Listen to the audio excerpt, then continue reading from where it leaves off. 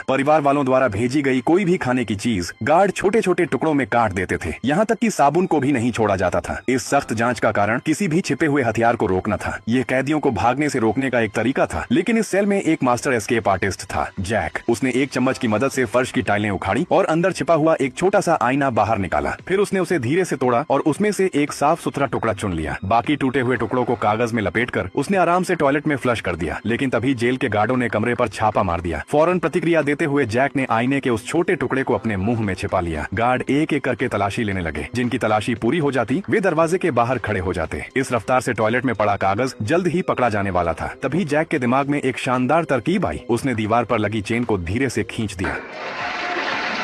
बाहर की तरफ से भी फ्लश किया जा सकता था। इसी वजह से वे बाल बाल बच गए। गार्ड अलमारियों को खंगालने लगे, खाना इधर उधर फेंक दिया, फोल्डिंग बेड की जांच की, खिड़कियां देखी। जब उन्हें कुछ भी असामान्य नहीं मिला तो वे संतुष्ट होकर चले गए। लेकिन जैक के हाथों में सबसे साधारण चीज भी जेल से भागने का औजार बन सकती थी। उसने आईने के छोटे टुकड़े को टूथब्रश के चारों ओर लपेट दिया। जल्द ही उसके पास जेल से भागने के लिए एक बेहतरीन उपकरण तैयार था। जैक ने उसे झरोखे के छेद से बाहर निकाला और अब वो गार्डों की गतिविधियों को साफ साफ देख सकता था। इसके बाद उसने फोल्डिंग बेड के पैर निकाल लिए। उसने उसे हाथ में तौला। उसका वजन बिल्कुल सही था। वो एक कुदाल की तरह काम कर सकता था। आखिर में उन्होंने कोने में रखा कार्डबोर्ड का डिब्बा हटाया और कोने में लगी 5 फर्श की टाइल्स उखाड़ दी, जिससे नीचे की सख्त कंक्रीट दिखाई देने लगी। जैक ने पूरी ताकत से उसे तोड़ना शुरू कर दिया। आवाज काफी तेज थी। उसके साथी कैदियों को डर था कि इससे गार्डों का ध्यान आकर्षित हो जाएगा। लेकिन जैक ने पहले ही सब कुछ हिसाब लगा लिया था। उनकी सेल के सामने वाली सेल का टॉयलेट आज मरम्मत के लिए बंद था। अगर उन्होंने यह मौका गंवा दिया तो शायद दोबारा कभी मौका नहीं मिलेगा। और सचमुच सारी आवाजें आपस में मिल गईं। गश्त कर रहे गार्डों को कुछ भी असामान्य सुनाई नहीं दिया। जल्द ही फर्श में दरारें दिखाई देने लगी। उसके साथ ही कैदी बेहद उत्साहित हो गए और बारी बारी से उसे तोड़ने लगे। जैसा कि कहा जाता है, एकता में ताकत होती है। 5 कैदियों की लगातार चोटों से नीचे का छोटा सा छेद धीरे धीरे एक बड़े रास्ते में बदल गया। फिर जैक ने एक कागज का टुकड़ा जलाया और उसे उस छेद में फेंक दिया। लौ टिमटिमाने लगी। इसका मतलब था कि वहाँ हवा का बहाव था, यानी सुरंग कहीं न कहीं जाती थी। लेकिन आखिर कहाँ, यह कोई नहीं जानता था। उन्होंने टूटी हुई कंक्रीट और मिट्टी को उसी छेद में डाल दिया और फैसला किया कि रात में इसकी जांच करेंगे। काम खत्म करने के बाद उन्होंने फर्श को पहले जैसा कर दिया और सारे औजार वापस अपनी जगह रख दिए। फिर वे धैर्य से आखिरी बेड चेक का इंतजार करने लगे। जैसे ही गार्ड वहां से गए, उन्होंने अपनी फरारी योजना के दूसरे चरण की शुरुआत कर दी।